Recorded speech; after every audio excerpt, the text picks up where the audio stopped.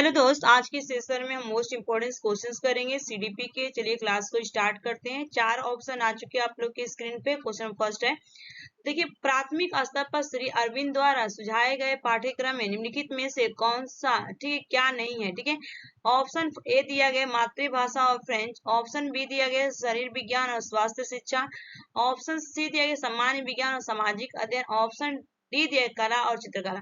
ठीक है, देखिए, मातृभाषा और फ्रेंच है आपका, शरीर विज्ञान और स्वास्थ्य शिक्षा भी है आपका, सामान्य विज्ञान और सामाजिक अध्ययन की बात नहीं की गई है, तो राइट आंसर क्या होगा, C is the correct answer, not पूछा गया। उसके बाद चलते हैं नेक्स्ट।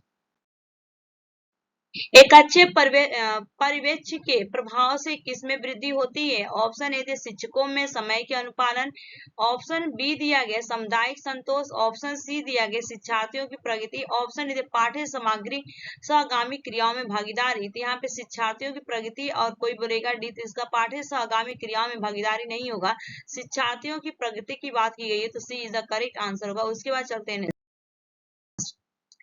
घर विद्यालय संबंधों का मुख्य लक्ष्य क्या है। ऑप्शन ए दिया गया शिक्षकों और अभिभावकों के मध्य बच्चों के बारे में अच्छी समझ विकसित करना। ठीक है, ऑप्शन बी दिया गया गृह कार्य संबंधी मुद्दों को सुलझाना। देखिए, गृह कार्य संबंधी तो देखिए घर विद्यालय की बात की गई है ना। ऑप्शन सी दिया गया पाठ्य सहगामी क्रियाओं में अभिभावकों का सहयोग प्राप्त करना, ऑप्शन डी दिया गया विद्यालय के मामलों में अभिभावकों की भूमिका को पहचान देना। ठीक है, तो यहाँ पे अगर मैं बात करूं तो शिक्षक और अभिभावकों के मध्य बच्चों के बारे में अच्छी समझ विकसित करना, तो A is the right answer, third. Next चलते हैं, प्राथमिक स्तर पर वीडियो अनुरूप और प्रदर्शन की अपेक्षा किस तरह तरजीह दी जानी चाहिए। ऑप्शन ए दिया गया पठन, ऑप्शन बी दिया लेखन, ऑप्शन सी दिया हस्त अनुभव। कैसा होना चाहिए, हस्त अनुभव का मतलब के बच्चा करके सीखे। ठीक है, लर्निंग बाय डूइंग की बात की जाती है यहाँ पे, लर्निंग। ठीक है, लर्निंग बाय डूइंग किसने दिया था, ये लर्निंग बाय डूइंग जॉन डीवे कहते हैं कि बच्चे को करके सीखने पर हमें फोकस देना चाहिए, रट्टा नहीं बनवाना चाहिए, तो सी इज द राइट आंसर। उसके बाद चलते हैं, एक अच्छा मुख्य अध्यापक प्राथमिक रूप में होना चाहिए। ऑप्शन ए दिया गया एक अच्छा शिक्षक, ऑप्शन बी एक अच्छा प्रशासक, ऑप्शन सी दिया गया एक अच्छा खिलाड़ी, ऑप्शन डी एक अच्छा मानव जो बच्चों की आवश्यकताओं के प्रति संवेदनशील हो। बिल्कुल सही है कि देखिए तीनों से बेटर आपका last D is the correct answer होगा। शिक्षा का अध्यापक कौन होना चाहिए, जो मानव से रिलेटेड, उनको जैसे उनके रियल लाइफ से कन्वर्ट करके उनको अच्छा एक नागरिक बना सके, सिटीजन बना सके, बच्चों को आगे चल के हमारे भविष्य में कुछ काम करें, तो ऐसे बच्चे को तैयार करना चाहिए, टीचर का रोल होता है। तो right answer D is the correct. Next चलते हैं, प्राथमिक स्तर पर यौन शिक्षा किस रूप में प्रस्तावित की जा सकती है। यौन शिक्षा की बात की जा रही है। ऑप्शन ए एक पृथक विषय के रूप में, देखिए हमें पृथक अलग से यौन शिक्षा के बारे में नहीं बताना है।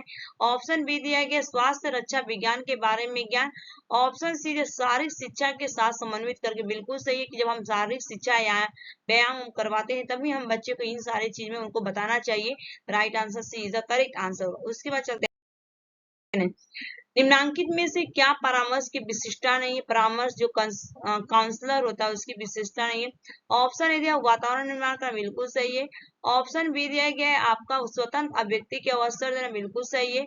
ऑप्शन सी दिया परामर्शदाता का आविष्कार करना, ये भी व्यक्तिगत साक्षात्कार। ठीक है, तो राइट आंसर क्या होगा, D is the correct answer, not पूछा गया था। ठीक है, नेक्स्ट चलते हैं, शिक्षक का प्रथम दायित्व किसके प्रति होता है। ठीक है, ऑप्शन ए दिया गया है उसके द्वारा पढ़ाए जाने वाला विषय, ऑप्शन बी दिया गया विद्यार्थी, ऑप्शन सी दिया विद्यालय प्रशासन नहीं होगा, ऑप्शन डी समुदाय उसके द्वारा शिक्षा का प्रथम दायित्व किसके प्रति होना चाहिए, तो ये उसके द्वारा पढ़ाए जाने वाले विषय पे नहीं, विद्यार्थी के प्रति होना चाहिए। किसके होना चाहिए, विद्यार्थी वीजा, क्योंकि हम चाइल्ड को पढ़ाते हैं ना, तो उसको ही मेन केंद्र मानेंगे ना।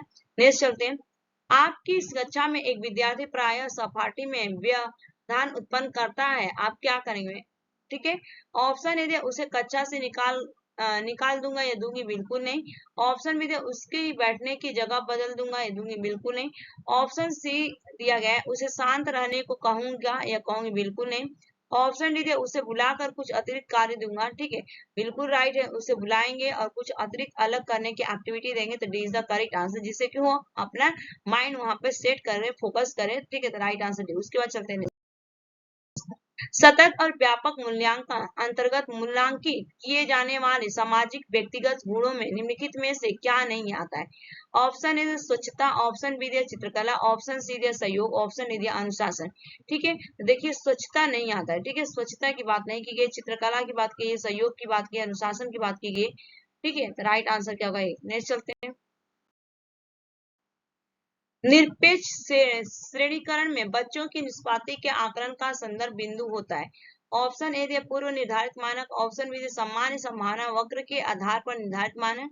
ठीक है, ऑप्शन डी सी दिया गया अंकों के आधार पर ऊपर से नीचे तक बराबर प्रतिशत श्रेणी में बांट कर। देखिए हमें अंकों और बांटना नहीं। ऑप्शन डी दिया विभिन्न ग्रेडिंग समूहों के लिए स्वेच्छा से चुने गए प्रतिशत श्रेणी के आधार पर निर्धारित। बिल्कुल नहीं, सामान्य संभावना वक्र के आधार पर। राइट आंसर क्या होगा? बी। इसके बाद चलते हैं नेक्स्ट। विद्यालय शिक्षा में अत्यंत प्रारंभ से बहुभाषिक उपागम का प्रयोग मुख्यतः किस दुष्प्रभाव का प्रतिकरण करने में सहायक होता है? ठीक है, ऑप्शन ए दिया है कमजोर संप्रेषण कौशल, ऑप्शन बी दिया है विद्यालय छोड़ना, विद्यालय में नहीं छोड़ना है, ऑप्शन से अधिगम असक्ता, ऑप्शन अपनी स्वयं की भाषा की क्षति। ठीक है, तो विद्यालय शिक्षा में अत्यंत प्रारंभ से बहुभाषिक उपागम का मुख्यतः किस प्रभाव से होता है? अधिगम असक्ता यहाँ पे दिया है, यहाँ पे कमजोर संप्रेषण कौशल। राइट आंसर की अगर मैं बात करूं तो कमजोर संप्रेषण कौशल की। ठीक है, कम्युनिकेशन स्किल्स की बात की गई है। नेक्स्ट चलते हैं। एक कक्षा 1 से 5वीं के विद्यालय में कुल कितने 62 विद्यार्थी हैं? शिक्षा का अधिकार अधिनियम 2009 के अनुसार वहां कितने शिक्षक उपलब्ध? देखिए अगर 30 है तो उसके लिए एक टीचर की बात की गई थी, अगर 60 है तो आपके कितने हो जाएगा? 2, तो आपका देखिए 2 हो जाएगा। ठीक है, राइट आंसर बी। उसके बाद चलते हैं।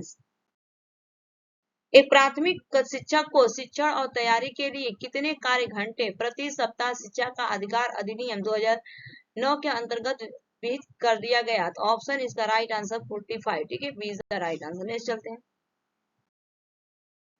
बहुकक्षा शिक्षण की सबसे बड़ी कमी होती है। बहुकक्षा ऑप्शन ए अधिताओं के दायित्व में वृद्धि करती है, ऑप्शन बी दिया है इससे अनुशासनहीनता पनप कर सकती है, ऑप्शन सी दिया है इसमें व्यक्तिगत ध्यान की प्रक्रिया में कमी आती है, ऑप्शन दिया ये शिक्षकों को निष्क्रिय तो नहीं बनाती है, इसमें जो होता है ना व्यक्तिगत ध्यान की प्रक्रिया में कमी आ जाती है। राइट आंसर क्या होगा? सी। ये आपके 15 क्वेश्चन कंप्लीट हुए। Thanks for watching this video. अगर वीडियो पसंद आए तो लाइक से सब्सक्राइब करिएगा, नहीं भी पसंद आए तो भी प्लीज सब्सक्राइब कर दीजिएगा। Thanks for watching this video. Bye bye, take care.